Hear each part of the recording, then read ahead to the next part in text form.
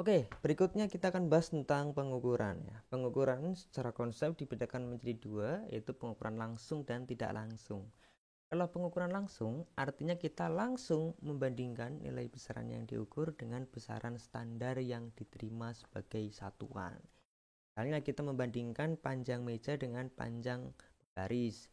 Kita membandingkan berat tubuh kita dengan timbangan. Kita membandingkan waktu itu dengan jam, dengan stopwatch dan yang lain sebagainya. Berarti harus ada alat standar yang kita gunakan karena kita membandingkan dengan alat tersebut.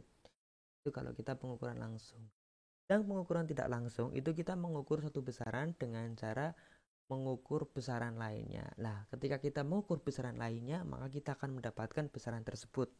Itu artinya kita menggunakan pengukuran tidak langsung.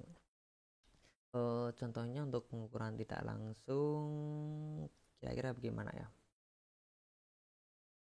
Kira-kira misalnya gini, saya pengen menghitung jumlah kalor yang ada pada suatu benda, tetapi yang saya ukur adalah suhunya.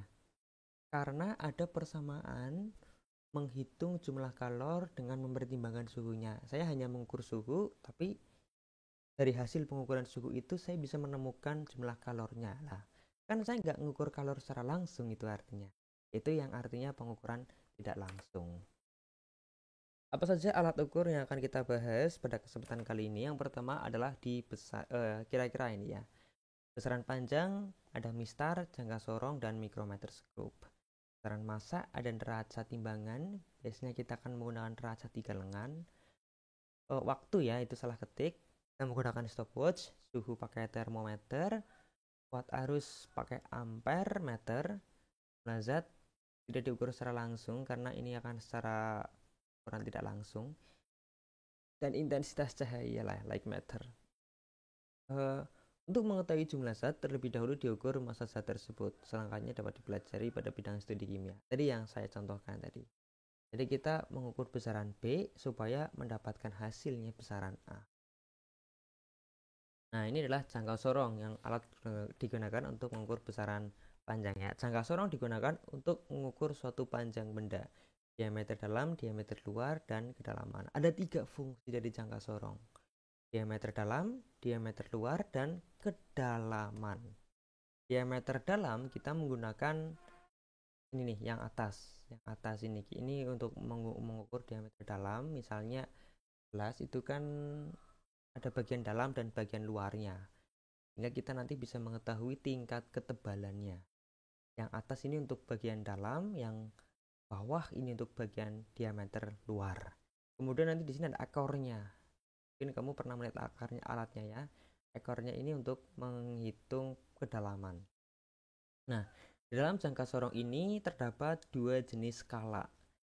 Yang pertama, pada batang yang besar ini namanya skala utama, sedangkan pada batang yang kecil ini namanya skala nonius yang bisa kita geser-geser atau skala geser ya. Tapi makeranya adalah skala nonius. Skala nonius itu biasanya ada 10 digit angka di situ. Bagaimana penggunaannya nanti kita akan bahas.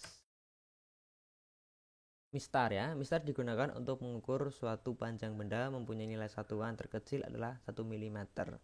Ada juga mungkin yang 0,5 mm dan batas ketelitiannya 0,5 mm ya. Pokoknya cara mencari batas ketelitian atau angka taksirannya adalah setengah kali nilai skala terkecilnya. Kalau nilai skala terkecil dari alat tersebut adalah 1 mm, berarti batas ketelitiannya adalah setengahnya, setengah kali 1. Kalau batas ketelitiannya adalah 0,5 mm, maka batas ketelitiannya setengah 0,5 atau 0,25. Terusnya. Yang ketiga, mikrometer. Mikrometer digunakan untuk mengukur suatu panjang benda mempunyai skala terkecil 0,01 mm, sehingga ketelitiannya adalah setengahnya. Setengah 0,01 adalah 0,05 mm. Baik, Mister. Oh, sorry, saya bahas dulu bentuknya ya. Ini kira-kira bentuknya mikrometer seperti ini. Ini adalah ada skala utamanya, ada skala utama, dan kemudian ini adalah skala putarnya. Skala putarnya ini yang akan kita putar-putar, kemudian dia akan menggerakkan batang di sini. Ketika kita putar ke kanan, batangnya ke arah kanan. Ketika kita putar kiri, maka batangnya akan bergerak ke arah, ini tadi ke arah kiri. Kalau kita putar ke kiri, ini akan bergerak ke arah kanan sampai betul-betul menjepit benda yang akan kita ukur. Ini di area bendanya di sini akan dijepit dua batang ini. Skala utamanya ini namanya skala utama, dan skala yang diputar namanya skala putar ya. Nah, baik mistar, jangka sorong, dan mikrometer, ketiganya ini adalah sama-sama alat yang digunakan untuk mengukur panjang. Tapi kenapa harus kita bedakan? Nah, mistar, jangka sorong, dan mikrometer. Alasannya adalah di ketelitian alatnya. Kalau mistar itu paling tidak teliti, jangka sorong cukup teliti, dan mikrometer itu teliti. Nah, pastinya penggunaannya itu disesuaikan dengan alat yang akan kita ukur. Kalau kita pengen mengukur meja, ya nggak bisa pakai mikrometer. Berapa banyak mikrometer nanti akan harus dijajar-jajarkan. Kalau kita pengen mengukur meja, ya kita pakainya mistar. Tapi kalau misalnya dalam keadaan khusus, ini di perusahaan-perusahaan, kita perusahaan buku misalnya, ingin mengukur ketebalan kertasnya. Oh, kalau ketebalan kertas itu sangat kecil sekali, maka kita butuh alat yang lebih teliti dari mistar. Kita bisa menggunakan mikrometer skrup untuk mengukur ketebalan kertas tersebut. Jadi disesuaikan dengan kebutuhannya. Mistar kurang teliti, jangka sorong lebih teliti, dan mikrometer sangat teliti lagi. Itu bedanya di situ. Ketika ketelitiannya itu tinggi, maka akan hasil pengukurannya akan banyak mengandung angka penting. Karena di belakang komanya itu semuanya termasuk angka penting ya. Ini kita mengulas lagi tentang angka penting. Hasil pengukuran jangka sorong, mistar, dan juga mikrometer itu akan menghasilkan angka penting. Nah, kalau mikrometer karena dia sangat teliti, maka pasti hasil pengukurannya akan banyak mengandung angka pentingnya. Neraca yang digunakan untuk mengukur massa benda. Jadi tolong dibedakan antara massa dengan berat. Massa itu adalah jumlah kandungan zat yang ada pada benda tersebut. Tapi kalau berat itu adalah massa dikalikan percepatan gravitasi, menyesuaikan. Tapi karena kita sudah terlanjur salah secara berjamaah, sebenarnya ketika kita mengukur timbangan itu kita bukan mengukur berat, tapi kita mengukur massa. Karena kalau berat itu satuannya newton bukan kilo.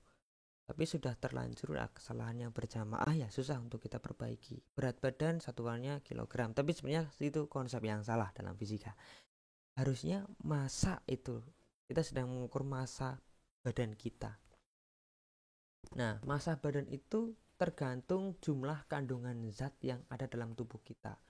Semakin banyak kandungan lemak, banyak kandungan protein, semakin besar massa tubuh kita.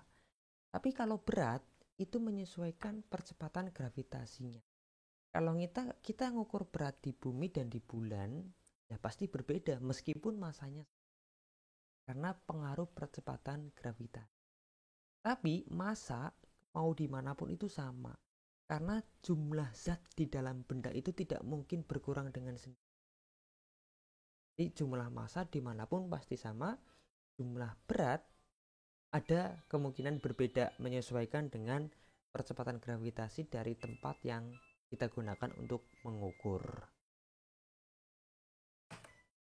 Nah, stopwatch ini untuk mengukur waktu ya, saya kira semuanya sudah bisa pernah melihat pastinya. Stopwatch digunakan untuk mengukur waktu, mempunyai skala terkecil 0,1. Nah, biasanya alat-alat ini juga mempunyai tingkat ketelitian yang berbeda-beda. Semakin ketelitian biasanya harganya semakin mahal ya, sebanding dengan harganya ya, kira-kira seperti itu. Termometer ini ada termometer suhu badan, termometer ruangan, ada termometer untuk liquid atau cairan. Ini bahan yang digunakan untuk membuat termometer biasanya ada alkohol dan juga ada merkuri. Itu ada macam-macam di situ. Nah, termometer suhu badan pun ada dibagi lagi, ada termometer kontak dan non kontak ya. Nah, sekarang yang lebih banyak digunakan itu termometer non kontak. Jadi tidak bersentuhan langsung sensor termometernya dengan tubuh kita. Karena ya di masa pandemi Covid ini kita diusahakan sebisa mungkin jangan sampai melakukan kontak dengan hal apapun termasuk dengan benda mati. Oke, mungkin cukup sekian dulu materi dari saya. Semoga cukup membantu kalian untuk memahami materi. Sampai jumpa kembali. Semoga kita segera mungkin untuk melaksanakan pembelajaran tatap muka. Assalamualaikum warahmatullahi wabarakatuh.